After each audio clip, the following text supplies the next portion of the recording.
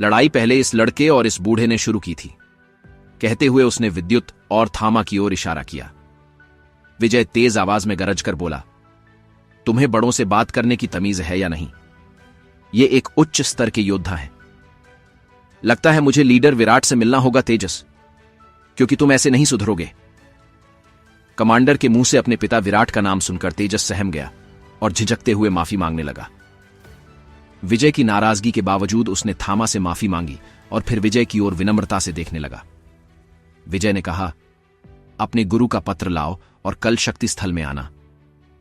तेजस ने पत्र सौंप दिया और विजय भीड़ की ओर मुड़ा और गंभीरता से बोला, मुकाबले में भाग लेने का समय समाप्त हो चुका है। जो बचे हैं वे 6 माह की प्रतीक्षा करें, निराश न हो। कमांडर विजय की बात सुनकर सभी योद्धा निराश होकर वापस लौटने लगे। तभी विद्युत ने गंभीर स्वर में विजय से कहा, कमांडर विजय, नमस्कार। मैं भी इस मुकाबले में भाग लेना चाहता हूं, कृपया मेरा नाम भी लिख लें। विजय ने एक पल के लिए थामा की ओर देखा और कहा, लाओ अपना पत्र दिखाओ। विद्युत एक पल के लिए हैरान हो गया और बोला, मेरा कोई गुरु नहीं है। विद्युत की बात सुनकर कमांडर विजय ने गहरी सोच में पड़ते हुए कहा, मुझे माफ करना विद्युत, राजघराने के हालिया हमले के कारण एक नया नियम बना है कि बिना गुरु के पत्र के मुकाबले में भाग नहीं लिया जा सकता। विजय की बात सुनकर विद्युत निराश हो गया और मुड़कर जाने को था कि अचानक उसके कानों में एक आवाज आई, मैं इसका गुरु हूं। मेरा नाम आचार्य थामा है। राजघराने के रक्षक मेरे मित्र हैं, आप उनसे मेरी जानकारी ले सकते हैं। ये रही मेरी मोहर।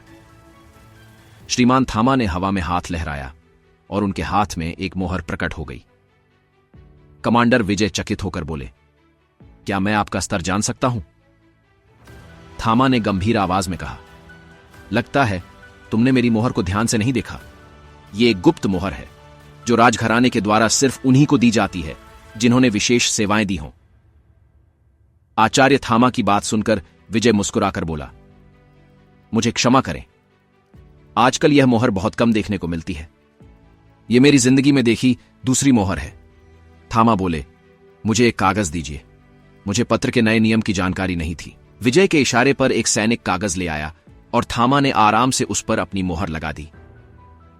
विजय मोहर को देखते ही आश्चर्यचकित हो गया और झुकने ही वाला था कि थामा बोले, कमांडर विजय, ऐसा करने की आवश्यकता नहीं है। कृपया मेरी पहचान इस लड़के के सामने प्रकट न करें। विजय ने सिर हिलाकर सहमति दे दी। थामा ने विद्युत की ओर देखा और मुस्कुराते हुए कहा, ये लो, तुम अब कल समय पर आ जाना। मित्र।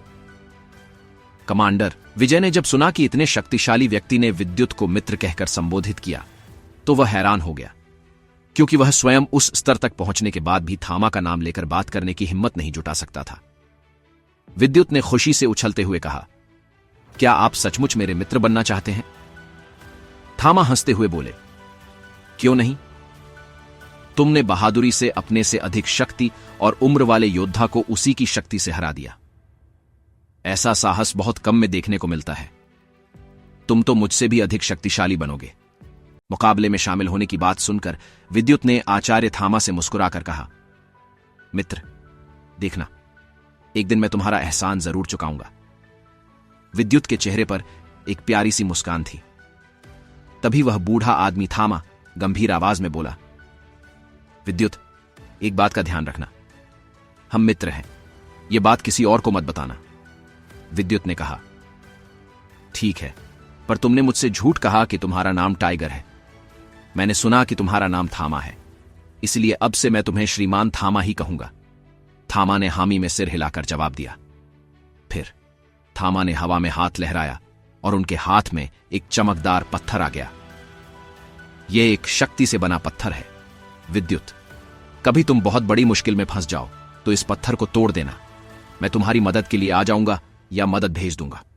और एक बात, रात को जब चांद सिर पर हो और हवाएं तेज हों तो पहाड़ी पर मिलना पर होश में। थामा के चेहरे पर मुस्कुराहट थी। थामा की बात सुनकर विद्युत मुस्कुराने लगा और वहां से जाने लगा। विद्युत के जाते ही थामा ने अपने पंख निकाले और तेज रफ्तार में गायब हो गए। कमांडर विजय ने यह नजारा अपनी आंखों से देखा और हैरान रह गया। क्योंकि पंख बनाकर उड़ने की शक्ति सिर्फ एक मूल शक्ति स्तर का योद्धा ही कर सकता था। विजय की आंखों में खौफ था और उसके मन में सवाल उठ रहे थे, यह बूढ़ा आदमी आखिर कौन था? दुदुसी के राज्य के रक्षक और थामा की लड़ाई के दौरान उसकी शक्ति की वजह से कोई उसका चेहरा नहीं देख पाया था, इसलिए आज तक कोई नहीं जानता था कि उस दिन वह योद्धा कौन था। कमांडर विजय को जब कुछ समझ नहीं आया तो वह लेटर हाथ में लिए शक्ति महल की ओर चल पड़ा। उसके पीछे पीछे सभी सैनिक भी महल में चले गए। असल में शक्ति महल का संचालन सुपर 7 वॉरियर में से एक कर रहा था, जिसे देव योद्धा भी कहा जाता था। उसने आर्यवर्त के हर राज्य में एक शक्ति स्थल की स्थापना की और अपने दिव्य मंत्रों से उसे सिद्ध किया था। यहां एक महादिव्य अस्त्र भी स्थापित था। हर योद्धा शक्ति महल से इस अस्त्र की तकनीक और विद्या हासिल करना चाहता था। हर 6 महीने में देश के कोने कोने से योद्धा इस विद्या को सीखने आते थे, पर यह अस्त्र खुद ही अपना वारिस चुनता था। पिछले 5000 सालों से कोई भी इस अस्त्र की तकनीक को जान नहीं पाया, इसीलिए कई लोग इसे मिथ्या मानने लगे थे। रात्रि का समय, हवा तेज बह रही थी, चांद आकाश में ऊपर आ चुका था। एक लड़का पहाड़ी की चोटी पर खड़ा हर दिशा में झांक रहा था। तभी उसे एक भारी आवाज सुनाई दी, किसे ढूंढ रहे हो लड़के? आवाज सुनकर विद्युत ने पीछे मुड़कर देखा तो लाल कपड़ों में एक बूढ़ा आदमी खड़ा था, जिसके माथे पर चोट का निशान था। विद्युत ने मुस्कुराते हुए कहा, अरे मित्र, तुम आ गए, मैं तुम्हारा ही इंतजार कर रहा था। विद्युत की बात सुनकर थामा मुस्कुराया और पहाड़ी पर एक बड़े पत्थर पर बैठते हुए बोला, मित्र विद्युत, क्या मैं तुमसे कुछ पूछ सकता हूं? विद्युत ने हड़बड़ाकर जवाब दिया, हां हां, क्यों नहीं मित्र। थामा ने कहा, तुम्हारे शरीर पर यह निशान तुमने खुद बनाए हैं, और यह लॉकेट तुम्हें किसने दिया? यह सवाल सुनकर विद्युत थोड़ा परेशान हो गया, लेकिन बोला, देखो मित्र, यह निशान मेरे शरीर पर कैसे आए मुझे नहीं पता। मुझे अपना बचपन याद नहीं है। यह लॉकेट मेरी मां का है और यह भाला मेरे पिता का है। इससे ज्यादा मैं कुछ नहीं जानता। बस बूढ़ी दादी कहती हैं कि मैं बहुत खास हूं और यह निशान किसी को ना दिखाऊं। दादी के बाद यह बात सिर्फ तुम्हें पता है मित्र, क्योंकि मेरा तुम्हारे अलावा कोई मित्र नहीं है। यह कहकर विद्युत एक पल के लिए उदास हुआ और फिर मुस्कुराने लगा। तभी थामा ने कहा, कोई बात नहीं, लेकिन तुम्हें मुझसे एक वादा करना होगा। जब भी मैं किसी से लड़ता मिलूं तो तुम बीच में नहीं आओगे, जब तक कि तुम अपने 7 चक्रों को जागृत नहीं कर लेते। विद्युत ने एक पल सोचकर कहा, ठीक है मित्र, मैं वादा करता हूं, जब तक तुम्हारी जान को खतरा नहीं होगा मैं बीच में नहीं आऊंगा। विद्युत के मुंह से यह बात सुनकर थामा अजीब तरह से हंसने लगा और कुछ नहीं बोला। कुछ पलों के बाद थामा बोला, देखो मित्र विद्युत, कल जो मुकाबला होने वाला है उसमें 1000 से अधिक योद्धा भाग लेंगे। इसमें 15 से 18 साल तक के योद्धा शामिल हैं। कुछ ऐसे हैं जिन्होंने अपना पहला चक्र जागृत कर लिया है और कुछ ऐसे हैं जो दूसरा चक्र जागृत करने वाले हैं। तो अगर तुम्हें जीतना है तो तुम्हें अपना पहला चक्र जागृत करना होगा। इसलिए जब तुम मुकाबले में हिस्सा लोगे तो अपना लॉकेट उतारकर लड़ोगे। थामा की बात सुनकर विद्युत चौंक गया और उसकी आंखें बड़ी हो गईं। उसने तुरंत चौंकते हुए कहा, यह लॉकेट मेरी रक्षा के लिए है। थामा विद्युत की बात सुनकर गंभीर हुआ और बोला, विद्युत, तुम समझ नहीं रहे हो। यह लॉकेट तुम्हारी शक्तियों को दबाकर रखता है। अगर तुमने इसे उतार दिया तो तुम्हारी शक्ति आजाद हो जाएगी और मैं तुम्हें उन्हें काबू करने में मदद कर पाऊंगा। विद्युत के चेहरे पर हल्की परेशानी देख आचार्य थामा गंभीर आवाज में बोले, देखो, मैं यह जानता हूं कि मेरा अग्नि शक्ति ग्रंथ तुम्हारे पास है। मैं उसे तुमसे वापस नहीं लूंगा। मैंने वह ग्रंथ अपने शिष्य के लिए ही बनाया था। आचार्य थामा के मुंह से अग्नि शक्ति ग्रंथ का नाम सुनकर विद्युत के चेहरे पर घबराहट और उसकी आंखों में खौफ नर आने लगा। वह हड़बड़ाकर अपने कदम पीछे करने लगा। विद्युत के चेहरे पर खौफ देखकर आचार्य थामा गंभीर आवाज में बोले, देखो विद्युत, डरो मत। मैंने आज ही तुम्हें अपना शिष्य बनाया है और तुम्हारे लेटर पर अपनी गुरु की मोहर भी लगाई है। क्या तुम्हें अब भी लगता है कि मैं तुम्हें कोई नुकसान पहुंचाऊंगा?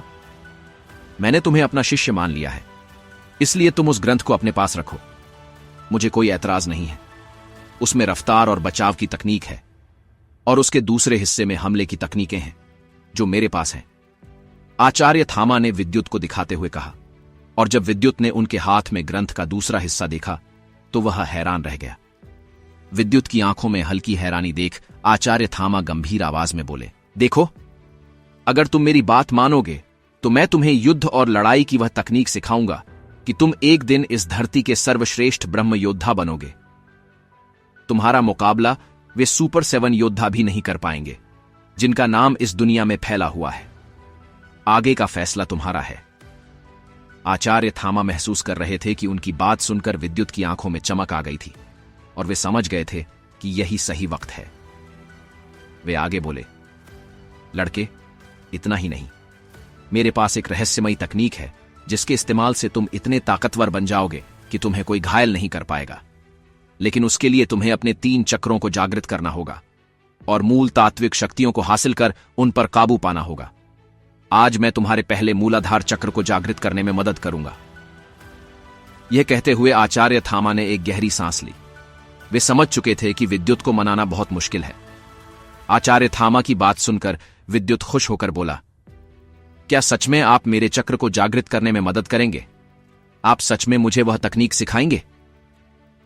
विद्युत की बात सुनकर आचार्य थामा हंसते हुए बोले, लड़के, ऐसा नहीं है, लेकिन मुझे यह पता है कि वह तकनीक कहां है। मैं तुम्हें वहां लेकर जाऊंगा, पर उसे तुम्हें खुद हासिल करना होगा। आचार्य थामा की बात सुनकर विद्युत का चेहरा उदास हो गया और वह सिर झुकाकर बैठ गया। तभी थामा बोले, इस तरह हार मत मानो। लड़के, इस दुनिया में हर चीज की एक कीमत होती है और बिना कीमत दिए इस दुनिया में कुछ नहीं मिलता है। देखो, तुम कितनी भी मेहनत कर लो, तुम्हारा लॉकेट दिव्य रैंक के तिलिस्मी मणि से बना है। यह शक्ति और ऊर्जा को खींच लेता है, इसलिए तुम्हारे आसपास कोई ऊर्जा नजर नहीं आती। इसलिए मैं चाहता हूं कि जब तुम्हें लगे कि तुम मुकाबला हारने वाले हो तो तुम इस लॉकेट को उतार देना। ज्यादातर योद्धा दूर से मुकाबला करते हैं, इसलिए तुम आराम से यह लॉकेट उतार सकते हो। आचार्य थामा की बात सुनकर विद्युत ने एक पल सोचते हुए हामी में सिर हिला दिया। विद्युत की हामी देखकर आचार्य थामा गंभीर आवाज में बोले, लेकिन तुम्हें एक वादा करना होगा कि जब तक तुम बहुत ताकतवर नहीं हो जाते तब तक तुम किसी के सामने अग्निशक्ति ग्रंथ की तकनीक का इस्तेमाल नहीं करोगे। यह तकनीक बहुत खास है और जिस दिन तुम किसी अग्निमूल तत्व शक्ति को हासिल कर लोगे तब तुम्हें इस तकनीक की ताकत का पता चल जाएगा। आचार्य थामा की हर बात को विद्युत बड़े ध्यान से सुन रहा था। उसने अपने हाथ को अपने भाले से काट दिया। उसके हाथ से रक्त निकल रहा था। विद्युत ने अपना हाथ सामने लाते हुए कहा, मैं विद्युत रघुवंशी इस धरती, आकाश, जल, वायु और अग्नि को साक्षी मानकर वचन देता हूं।